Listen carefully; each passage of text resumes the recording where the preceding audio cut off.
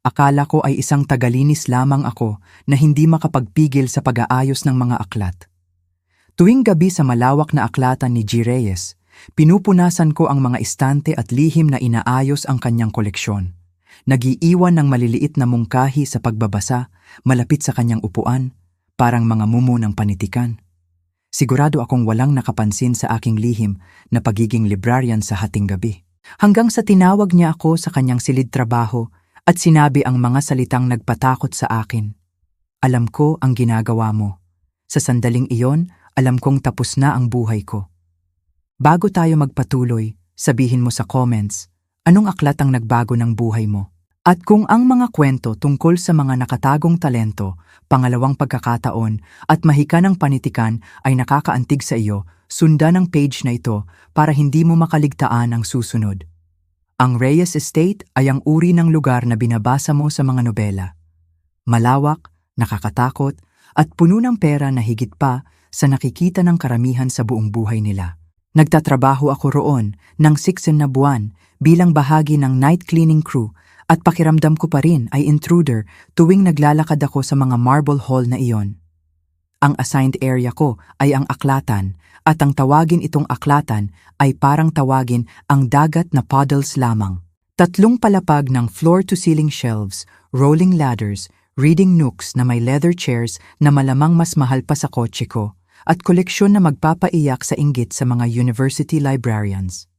Si G. Reyes, ang may-ari, ay rumored na may higit 50,000 aklat. Ang problema ay walang sistema. Nadiskubre ko ito sa unang gabi ko nang pinupunasan ko ang philosophy section at nakita ang cookbook na nakasiksik sa pagitan nina Nietzsche at Descartes. Isang romance novel ang nakaupo sa tabi ng biography ni Einstein. Mga first edition ni Dickens ay nakakalat sa iba't ibang palapag na parang itinapon mula sa helicopter. Ito ay literary chaos at nagpaiyak ito sa aking degree sa English Literature.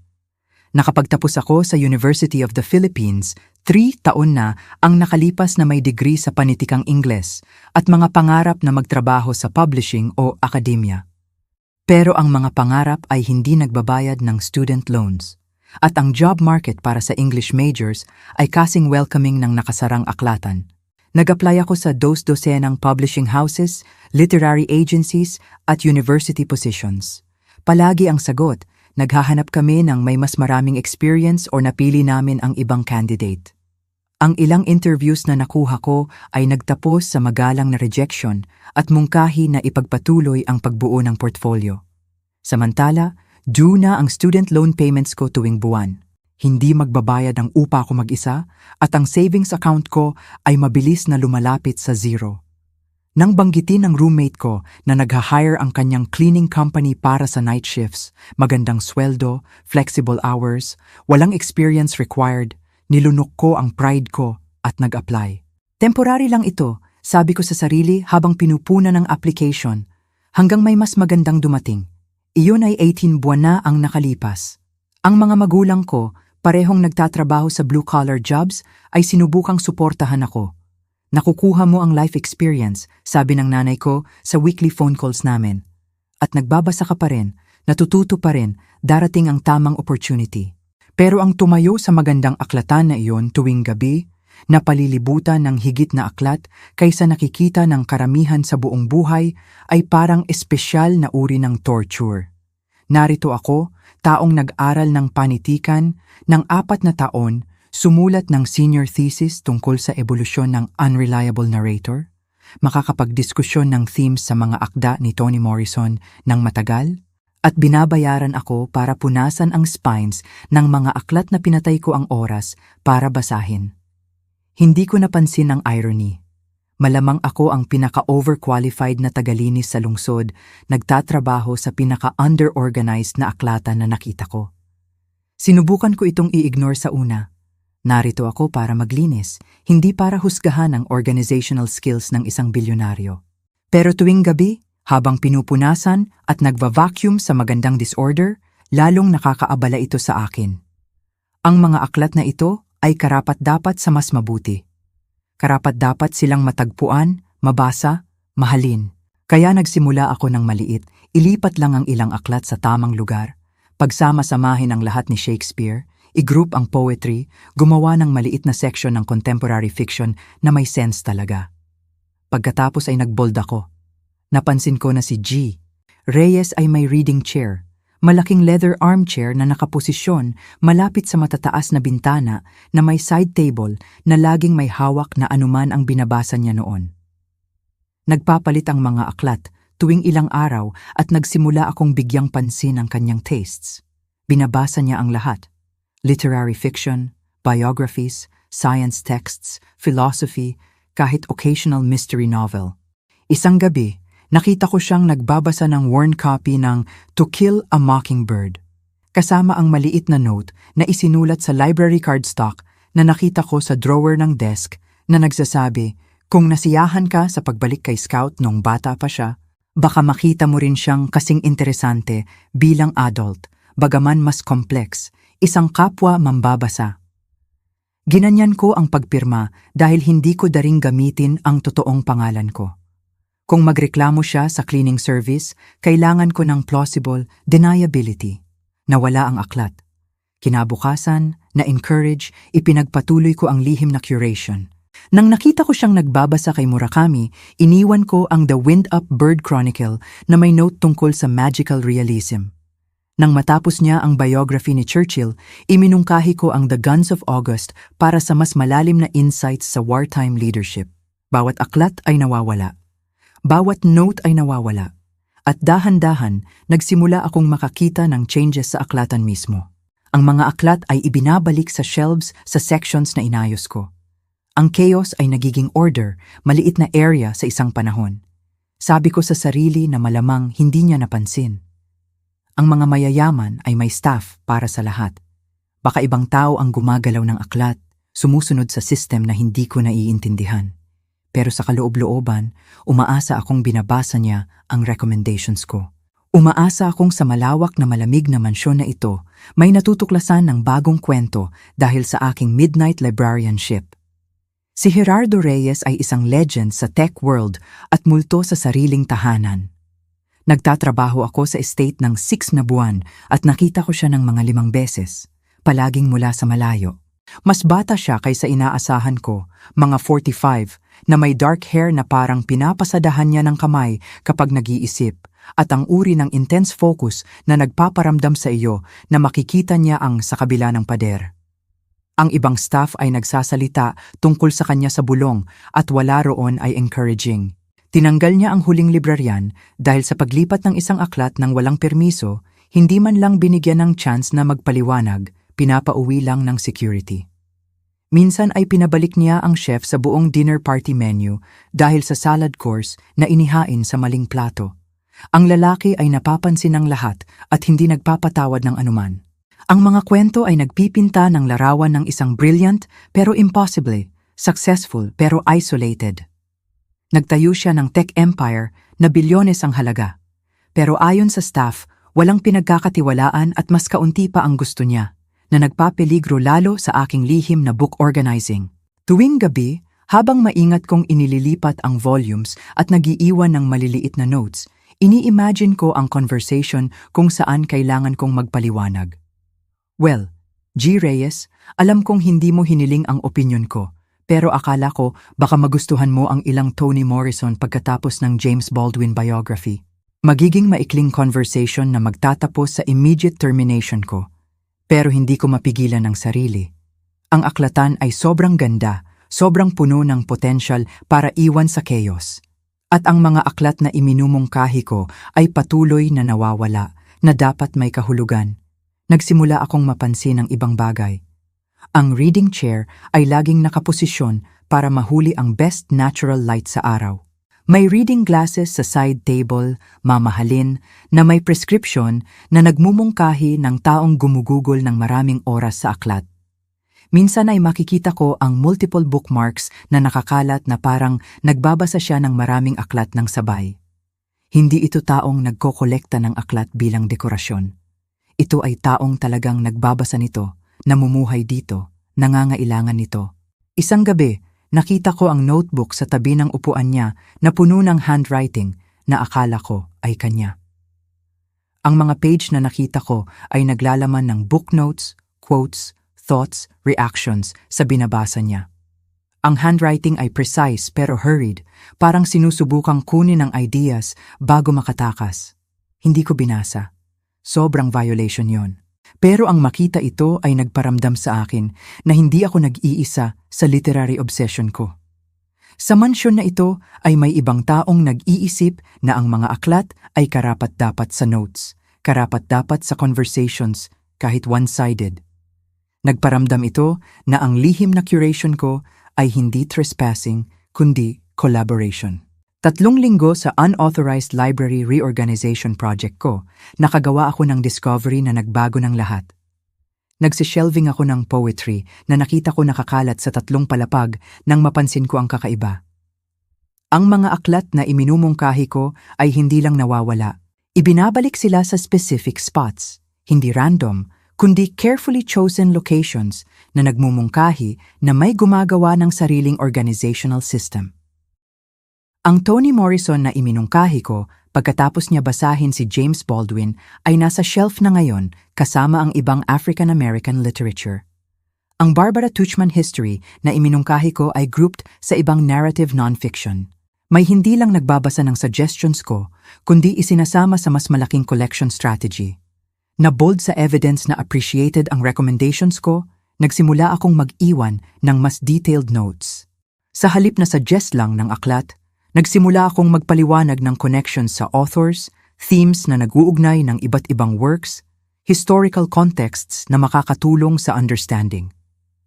Nang nakita ko siyang nagbabasa ng 1984, iniwan ko ang Brave New World na may note tungkol sa dystopian literature at kung paano ini-imagine ni na Orwell at Huxley ang iba pero kasing takot na futures.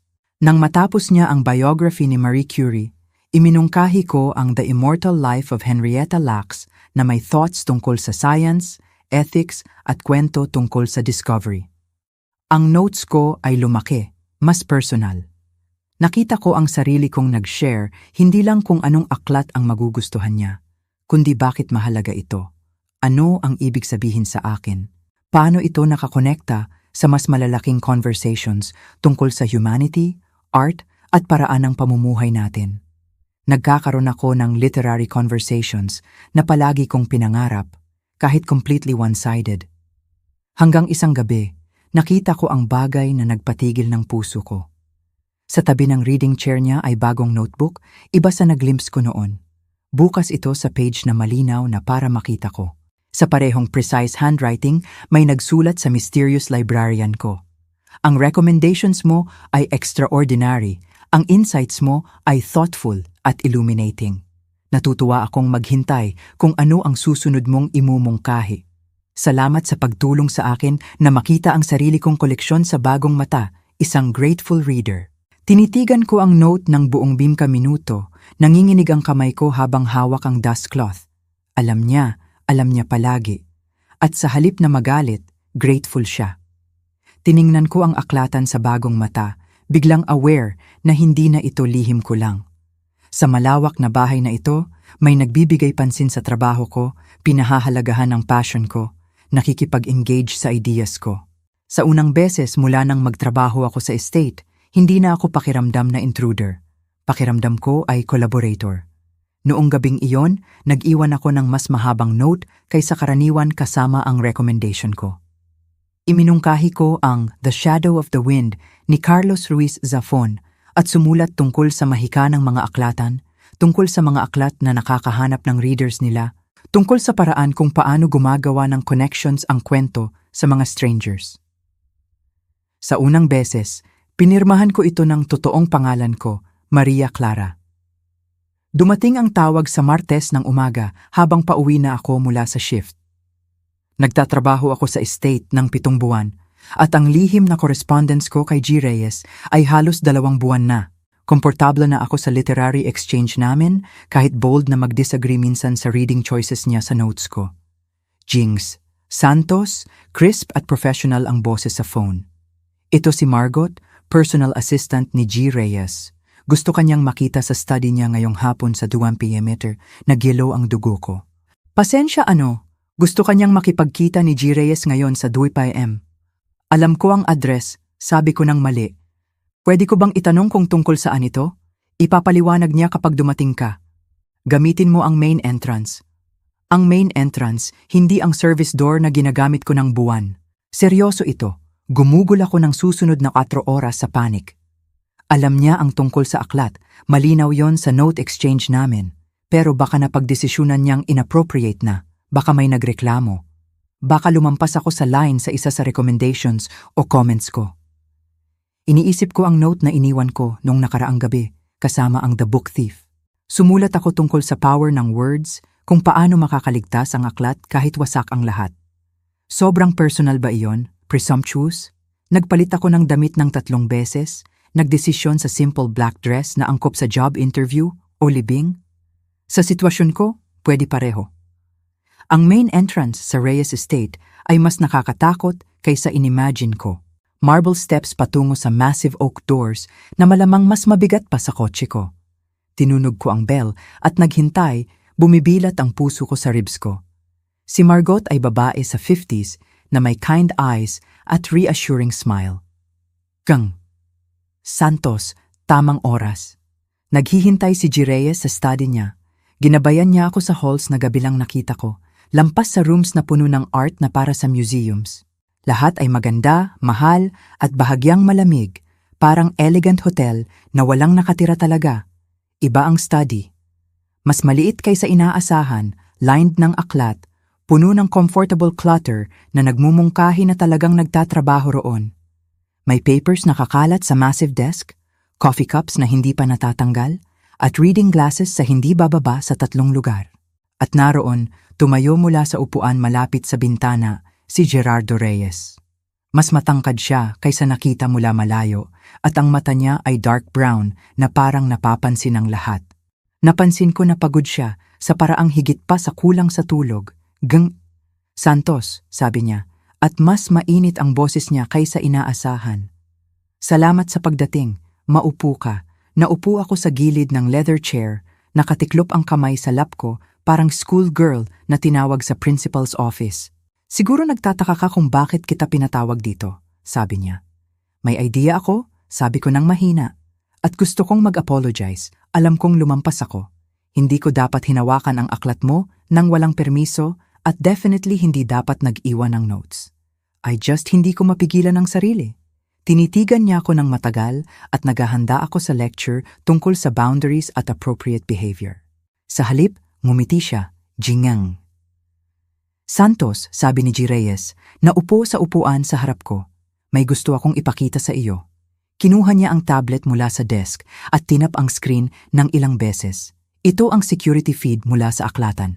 Pinapanood kita magtrabaho. Bumagsak ang tiyan ko. Siyempre, may cameras. Siyempre, pinapanood niya. Malapit na akong matanggal, posibleng maaresto sa theft or destruction of property. Pero nang ibinaling niya ang tablet sa akin, nakita ko ang unexpected. Ang screen ay nagpapakita sa akin mula noong nakaraang gabi na maingat na inililipat ang aklat, pinupunasan ang shelves, at oo, nagiiwan ng notes sa reading chair niya. Pero ang paraan ng edit niya sa footage, mas parang documentation kaysa surveillance. Pinapanood kita, inaayos ang koleksyon ko ng buwan. Sa una, nainis ako.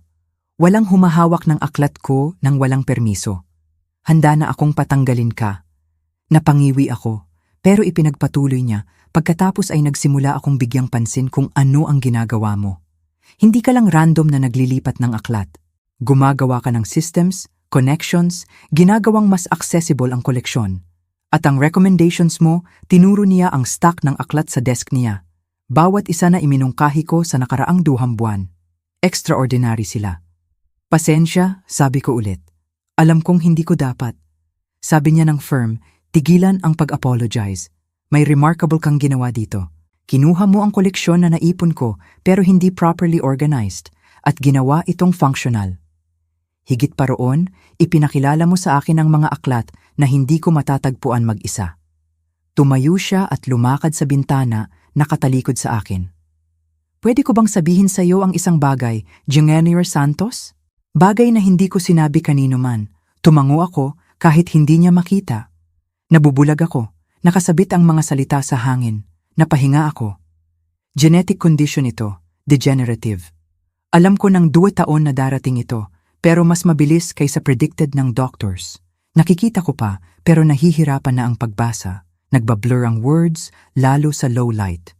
May mga 6 na buwan pa bago imposible ang pagbasa. Bumaling siya pabalik sa akin at nakita ko ang pain sa mata niya. Hindi physical pain, kundi ache ng taong nahaharap sa pagkawala ng essential. Ang aklat ay naging escape ko sa buong buhay. Nang nagtatayo ako ng company, 18-hour days, board meetings at hostile takeovers, uwi ako at magbabasa. Iyon lang ang nagpanatili sa akin na sane, ang tanging real. Gusto kong magsabi ng something, pero walang words na sapat. Nang dumating ang diagnosis, nagsimula akong bumili ng aklat ng frantic. First editions, rare manuscripts, entire collections. Sabi ko sa sarili na pinapanatili ko sila, pero talagang hoarding. Sinusubukang palibutan ang sarili ng lahat ng kwento na baka hindi ko na mabasa. Tinuro niya ang aklatan lampas sa study niya. 53,000 aklat Ginong Chris Santos at nalulunod ako sa kanila. Nagiging monument sila sa lahat ng malapit ko nang mawala sa halip na celebration ng lahat ng minahal ko. Pagkatapos ay nagsimula kang ayusin sila. At higit pa, nagsimula kang makipag-usap sa akin tungkol sa kanila. Ang notes mo ay hindi lang recommendations. Conversation sila. Nag-share ka ng passion mo, insights, love mo para sa panitikan. Sa unang beses sa mga buwan, ang aklat ay parang friends ulit sa halip na reminders ng nawawala ko. Sa wakas nakita ko ang voice ko. G. Reyes, wala akong idea. Pasensya talaga. Huwag mag-sorry. Mag-interest ka dahil may proposition ako para sa'yo. Sumandal siya forward, intense pero hopeful ang expression. Gusto kitang i-offer ng job, hindi bilang tagalinis, bilang personal librarian at reader ko. Gusto kong properly catalog at organize mo ang koleksyon ko. Gusto kong basahan mo ako para matulungan akong maranasan ang aklat sa bagong paraan. Gusto kong maging mata mo sa mundo ng panitikan. Tinitigan ko siya, sigurado na mali ang dinig ko. Ano? Ang sweldo ay 8,000 sa isang taon, plus benefits, plus housing allowance kung gusto mong tumira sa estate. May complete authority ka sa aklatan, budget para sa new acquisitions, at freedom na ayusin ang koleksyon sa paraan na sa tingin mo ay best.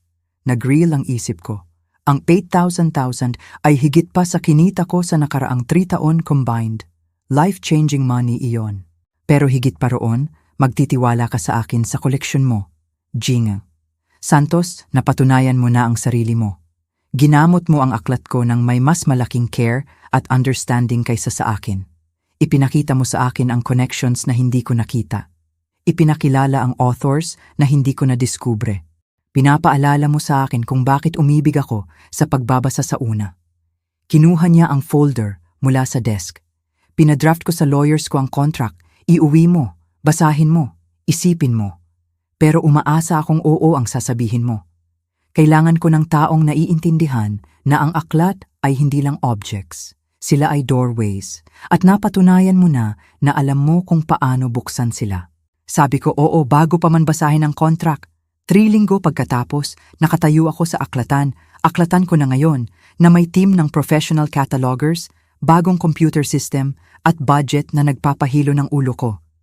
Si G. Reyes, Gerardo, gaya ng hiniling niyang tawagin ko siya, ay binigyan ako ng complete creative control sa reorganization project. Pero ang best part ay sa hapon, kapag umuwi na ang catalogers at kami lang dalawa. Hindi pa ako nagbasa ng malakas sa ibang adult, pero generous audience si Gerardo. Nakikinig siya ng may atensyon na nagpapahalaga sa bawat salita. Kapag binabasa ko ang dialogue, ngingiti siya sa voices na ibinibigay ko sa characters. Kapag umabot sa particularly beautiful passage, hihingi siyang basahin ulit. Nagsimula kami sa The 7 Husbands of Evelyn Hugo dahil akala ko magugustuhan niya ang storytelling structure. Fascinated siya sa paraan ng unfold ng narrative, complexity ng characters, themes ng identity at reinvention. Hindi ko ito kukunin mag-isa, amin niya sa isa sa sessions namin. I-dismiss ko ito bilang hindi para sa akin, pero tama ka. Brilliant ito, iyon ang naging pattern namin. Pipili ako ng aklat, na humahamon sa assumptions niya, nagdadala sa labas ng comfort zone, nagpapakita ng bagong perspectives. Nagbasa kami ng literary fiction, poetry, memoirs, classics na na-miss niya, at contemporary works na nagre-reshape ng literary landscape. At nag-usap kami. Kung paano kami nag-usap tungkol sa themes at characters. Tungkol sa paraan ng paggamit ng authors sa language, kung paano nagre-reflect at nagsha-shape ang kwento sa mundo natin. Ang conversations na palagi kong pinangarap. Ang literary discussions na ini-imagine ko sa graduate school. Nangyayari ito araw-araw sa magandang aklatan na iyon. Si Gerardo ay brilliant, insightful at surprisingly funny. May theory siya tungkol sa unreliable narrators at strong opinions tungkol sa Oxford comma. Makakabanggit siya ng Shakespearean sonnets mula sa memory at nabasa niya ang bawat Agatha Christie novel nang hindi bababa sa 2 beses. Alam mo, sabi niya isang hapon habang tinatapos ko ang particularly moving passage mula sa Beloved. Akala ko noon na ang pagkawala ng sight ko ay pagkawala ng aklat forever. Pero iba ito. Better sa ilang ways. Kapag binabasa mo, naririnig ko ang mga bagay na na-miss ko kapag tahimik na nagbabasa. Ang rhythm ng language, music sa words. Talaga? At ang may kausap agad tungkol sa aklat, iyon ay bagay na wala ako noon. Solitary palagi ang pagbabasa ko. Parang community ito. Ilang linggo sa reading routine namin, inilapag ni Gerardo ang coffee niya at thoughtful ang itsura. Pwede ko bang itanong sa'yo ang personal Maria Clara? Siyempre, saan galing ang love mo sa aklat? Ang paraan ng pag-usap mo tungkol sa panitikan, hindi lang casual reading. May real depth roon. Ngumiti ako, naalala ang nakaraan. Sa lola ko talaga, librarian siya sa maliit na bayan sa Quezon Province. Tuwing summer, ipinapadala ako ng parents ko sa kanya at pinapayagan niya akong tumulong sa aklatan. Mga 8 taong gulang ako, nagsistamp ng due dates at nagsishelving ng picture books.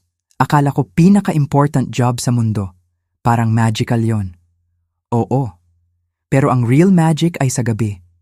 Maghahanda ng mainit na tsokolate si Lola at uupo kami sa living room niya na basically second library at babasahan niya ako, hindi children's books, kundi real literature. Jose Rizal, Nick Joaquin, kahit ilang Shakespeare. Kapag lumaki ako, hihinto siya tuwing ilang pages at itatanong kung ano ang think ko, parang important ang opinion ko. Tunog wonderful siya. Oo. Sabi niya palagi na ang aklat ay parang tao. May magugustuhan mo agad, may lalaki sa'yo, at may hahamon sa'yo, nagagaling ka. Tinuruan niya ako na ang pagbabasa ay hindi lang entertainment. Conversation ito sa greatest minds sa history. Iyon ba ang dahilan kung bakit nag-aral ka ng literature? Bahagya, pero gusto ko ring intindihin kung paano gumagana ang kwento, bakit may aklat na nananatili sa iyo forever habang ang iba ay nawawala. Akala ko magiging professor ako o magtrabaho sa publishing, tumulong magdala ng bagong voices sa mundo. Huminto ako, naalala ang optimism na naramdaman ko sa graduation stage. Ano ang nangyari? Reality? Sabi ko na may mapait na tawa. Lumalabas na mas maliit at competitive ang literary world kaysa inimagine ko at mas hindi interested sa hiring ng recent graduates na may big dreams at small bank accounts. Kaya nagtapos ka sa paglilinis sa halip na curating. Oo, pero alam mo kung ano ang funny? Ang magtrabaho sa aklatan mo, kahit bilang tagalinis, ay mas malapit sa mundo ng lola ko kaysa sa mga jobs na inaplayan ko. Napalilibutan ng aklat kahit hindi ko lahat mabasa, parang umuwi. Tahimik si Gerardo ng sandali. Magmamalaki siya sa'yo, sa tingin ko. Ang lola mo, nakahanap ka ng paraan para i-honor ang aklat kahit closed ang traditional paths sa'yo. Sana, sabi ko ng mahina, palagi niyang sinasabi, ang tamang aklat ay makakahanap sa'yo kapag kailangan mo ito most. Hindi ko akalain na applicable rin iyon sa jobs. 6 na buwan sa bagong position ko, gumawa si Gerardo ng another generous gesture. Napansin niya na ang commute ko mula sa kabilang bayan ay kumakain sa reading time ko at malaking portion ng sweldo ko sa gasolina at upa. May proposition ako, sabi niya isang hapon. May guest cottage sa property na walang laman ng taon. Fully furnished, sariling entrance at mga 5-minute walk mula sa aklatan. Interested ka bang tumira roon? maa-adjust ko ang sweldo mo para isama ang housing bilang compensation package. Nagulat ako. Charming ang cottage. Maliit pero comfortable space na may fireplace, modern kitchen at large windows na nakatingin sa gardens ng estate. Higit important, makakatipid ako at mas malapit sa trabaho na mahal ko. Sigurado ka? Tanong ko. Parang sobra iyon. Maria Clara, binago mo hindi lang ang aklatan ko, kundi ang buong relationship ko sa aklat. Ang malapit ka ay nangangahulugan na makakafocus ako sa literature sa halip na logistics. Practical ito para sa ating dalawa. At akala ko, magugustuhan mo ang mas malapit sa aklat. Lumipat ako sa susunod na buwan. Surreal sa una ang pamumuhay sa estate, pero mabilis itong naging home. Makakalakad ako papunta sa trabaho sa magagandang gardens. May sariling space ako para mag-retreat at nakatitipid ako ng sapat para simulan ang aggressive payment sa student loans ko. Pero ang best part ay ang panoorin si Gerardo na muling nadiskubre ang love niya sa aklat. Nawala ang sadness na nag-shadow sa mata niya nang una kaming magkita, pinalitan ng curiosity at excitement. Nakakuha siya ng guide dog, golden retriever na pinangalanang Rizal, at nagsimula ng dumalo sa literary events sa lungsod, gamit ang bagong perspective para makipag-engage sa aklat sa ways na hindi niya noon naisip. Binago mo ang view ko sa panitikan, sabi niya sa akin isang gabi habang tinatapos namin ang The Midnight Library. Akala ko ang pagkawala ng sight ay pagkawala ng kwento. Sa halip, ito ay paghahanap ng better way para maranasan sila. Isang taon pagkatapos, nagdesisyon si Gerardo na buksan ang aklatan niya sa public. Isang araw sa isang linggo, nagsimula kaming mag-host ng reading groups, author events, at literacy programs para sa local schools. Ang aklatan na dating private treasure ay naging community resource, lugar kung saan nadidiskubre ng tao ang parehong mahika na nagdala sa amin together. Nag-iiwan pa rin ako ng notes sa reading chair niya minsan. Matigas ang old habits, pero ngayon, hindi na lihim na recommendations mula sa mysterious librarian. Messages sila sa pagitan ng friends, sa pagitan ng dalawang taong naiintindihan na ang aklat ay hindi lang entertainment or decoration. Bridges sila sa past at present, sa iba't ibang perspectives, sa tao na baka hindi magkahanap nang wala ang mahika ng shared story. At tuwing hapon kapag naupo ako sa chair ko at bubuksan ang bagong aklat, kapag narinig ko ang footsteps ni Gerardo at gentle panting ni Rizal habang sumasali sila sa akin sa aklatan natin, naaalala ko na minsan ang best stories ay hindi ang binabasa natin. Minsan ay ang nabubuhay natin. Magandang kwento tungkol sa nakatagong talento, unexpected connections, at transformative power ng panitikan. Anong aklat ang imumungkahi mo sa taong sinusubukang umibig ulit sa pagbabasa? I-share ang suggestions mo sa comments below. Kung ang kwentong ito ng aklat, pangalawang pagkakataon, at paghahanap ng calling mo ay nakakaantig sa puso mo, pindutin ang like at subscribe para sa mas maraming uplifting stories tungkol sa pagdiskubre kung saan ka talaga belong.